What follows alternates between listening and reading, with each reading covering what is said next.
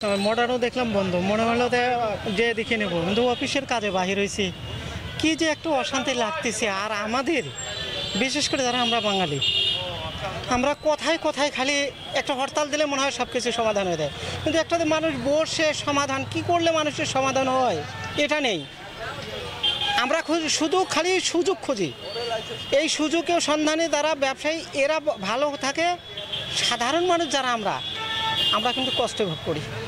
সব কিছুই আমাদের উপর একে মনে হয় জোর করে চাপিয়ে দেওয়া হচ্ছে। কি যে একটু অশান্তি লাগতেছে। এখন মনে হয় যে অফিসের কাজ আমার হবে কিনা এখন সন্দেহ। এখন হাঁটি দিয়ে বাসায় যাবো তাও মনে হয় পারতেছি না। হ্যাঁ, আমার মনে হয় যে এনারা এইটা করার আগে যদি উপর পর্যায়ে যদি সবাই যদি বসতো, শান্তভাবে বসে আলোচনার মধ্যে পৃথিবীতে সব কিছু সমাধান সম্ভব, কিন্তু এই দুর্ভোগ করে সম্ভব না।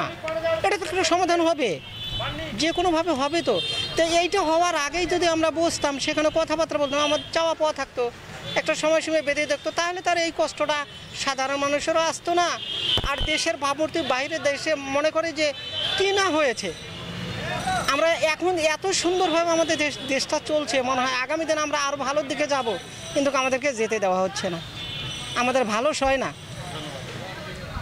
ভোগান্তি তো হবেই, মনে করেন মানুষ তো অনেক মানুষ সবাই তো আর জানে না, এই জন্য পাইগালারা খুব আর কি ভোগান্তিতে পড়ছে, অসুবিধা সমস্যা সবারই এই আর কি। মানে আমাদের মালিক পক্ষ থেকে যে দাবিগুলো জানাইছে আর কি, এই যে আমাদের পোস্টার আছে এখানে, এই অবস্থা। তেল নিতে এসে বিপদে পড়ে গেছে, তেল পাচ্ছি না। আসছিলাম শহরে তেল নেওয়ার জন্য, আসছিলাম পাম্পে, এসে দেখি তেল দিচ্ছে না। এদের কি দাবি দাবা আছে এনাদের, সে দাবি দাবা না পূরণ হওয়া পর্যন্ত নাকি তেল দেবে না, পাম্প বন্ধ। আসলে যে কোনো জিনিস হঠাৎ করে বন্ধ হয় তো এটা সকলের উপর একটা বড় ধরনের প্রভাব পড়ে, নেতিবাচক প্রভাব পড়ে। এই নেতিবাচক প্রভাব পড়লে আসলে জনগণেই এই প্রভাবের সবচেয়ে বেশি ক্ষতিগ্রস্ত হয়। আসলে তো ক্ষতিগ্রস্ত যারা মানে দাবি করে এবং যারা দাবি পূরণ করবে তাদের তো কোনো ক্ষতি হয় না, ক্ষতিগ্রস্ত হচ্ছে আমরা সাধারণ মানুষ। এই তেল পাচ্ছি না, এখন ঘুরে যাবো, হয়তো বা তেল ছাড়া তো আমরা চলতে পারবো না। তো তেল পাম্পে আসলাম, এসে দেখলাম যে আরে তেল কালো পয়সা লাগায় রাখছে, স্ট্রাইক চলতেছে তাদের নাকি দাবি দাবা না মানলে তারা পেট্রোল আজকে 2টা বন্ধ দিবে না।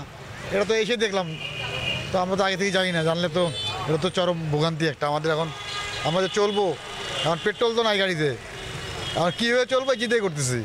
এগুলা দাবি দেওয়া আসলে